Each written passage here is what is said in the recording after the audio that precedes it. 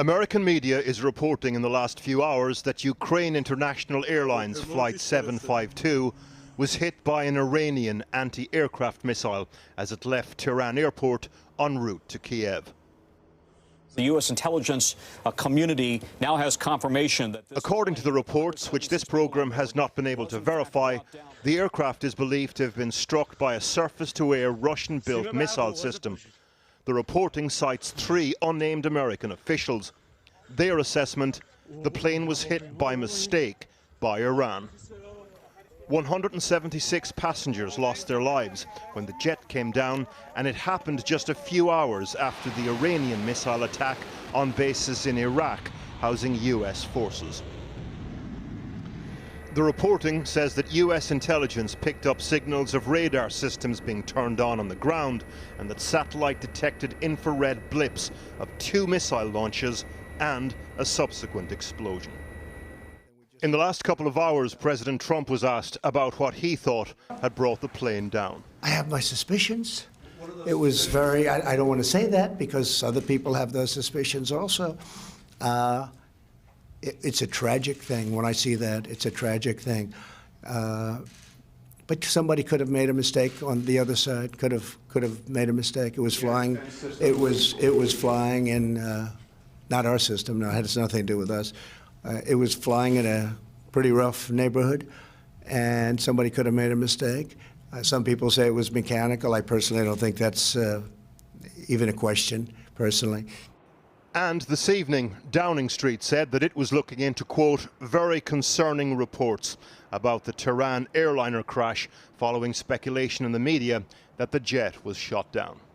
For its part, the Iranian Civil Aviation Authority released its preliminary report today and said that the plane was returning to the airport following, quote, a technical problem. The parents of one of the crew members lost, holding on to each other at the memorial in Kiev International Airport.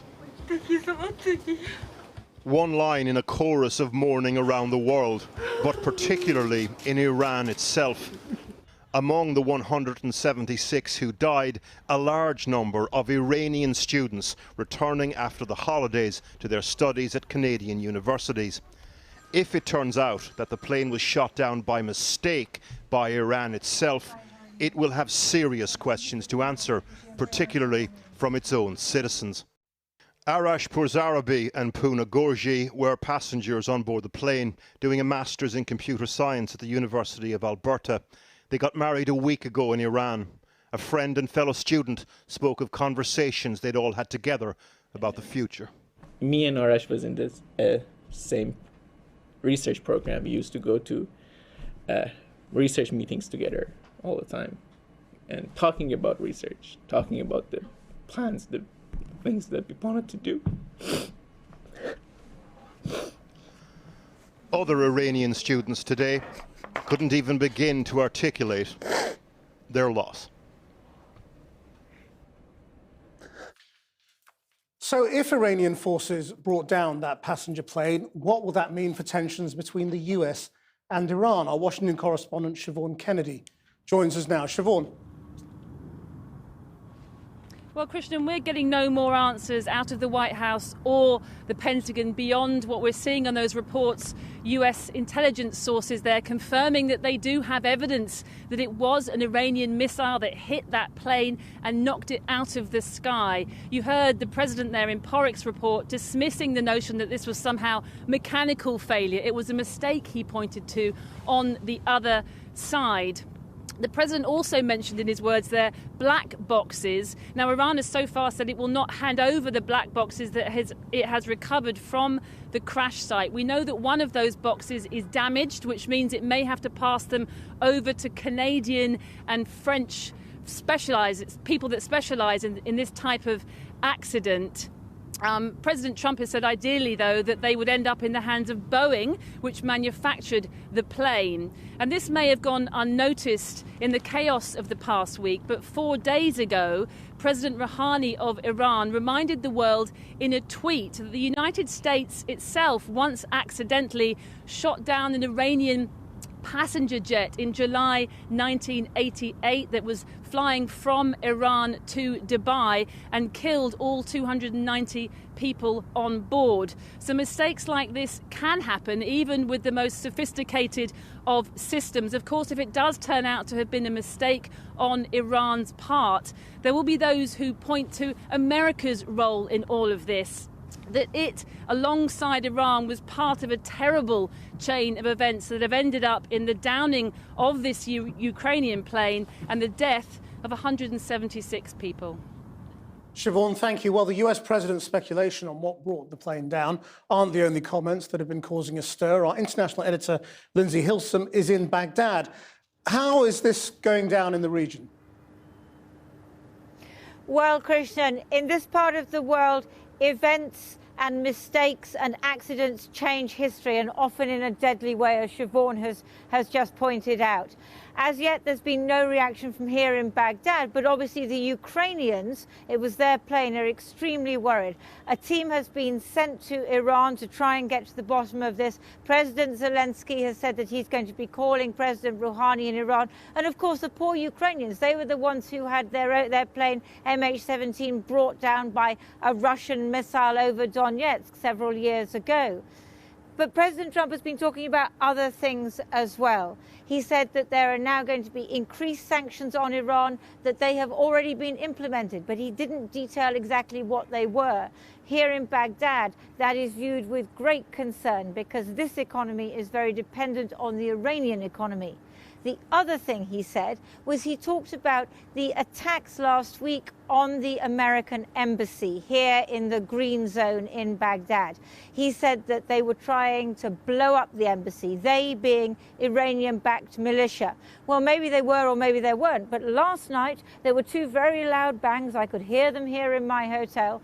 Those were two, possibly three, Katyusha rockets that were fired at the American embassy. They fell short, they didn't hurt anybody, but they were a sign that the Iranian-backed militia here may not be standing down as we had thought last night. They may be standing up and they may be trying to do more against the Americans here. The French, the Germans, the British, they're very worried. They're worried that US forces here in the coalition fighting Islamic State and training the Iraqi troops, they may not be able to stay here very much longer. And it will be up to NATO and the Europeans to back up the Iraqis in their fight against Islamic State. The American presence in this region is in great danger tonight. Lindsay Hilsum in Baghdad. Right, well, joining me now by Skype from Canada is Giancarlo Fiorella from the investigative website Bellingcat, which specializes in fact-checking and open source intelligence. Thanks for coming on the program. Tell me, from what you've seen so far, from the evidence that you've seen so far, where does this point to? I would say that it's still relatively early to tell definitively one way or another. We have been working over the last 36 hours or so on verifying a couple of images that would indicate the involvement of a missile in this event. There are, in particular, two images that show what looks like a missile fragment. We've been working to determine their authenticity for over the last couple hours. Okay, so just looking at these images now, I mean, the thing we can see now looks to some people like a warhead, but actually, having looked at the kind of imaging of that tall missile, it's the front of the missile, isn't it? What does that tell you? Well, again, we haven't yet verified the authenticity of these pictures. So I do want to warn that this is precisely the kind of environment where people have a tendency to jump to conclusions, to read into evidence that doesn't actually exist.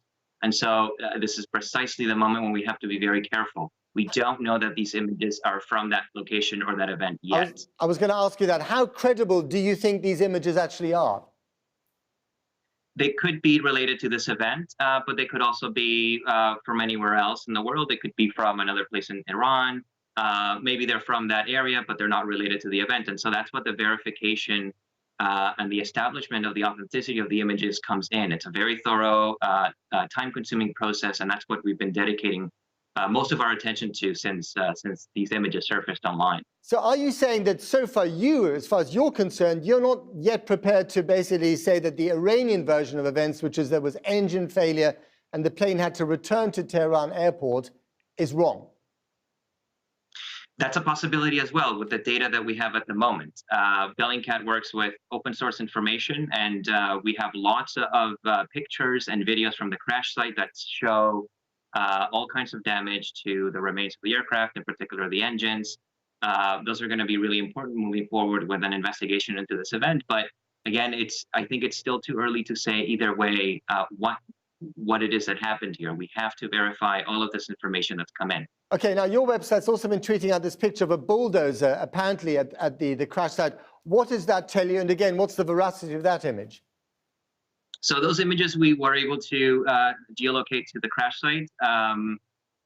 I found them to be really distressing because this is potentially the scene of a crime. If this was a shoot down event,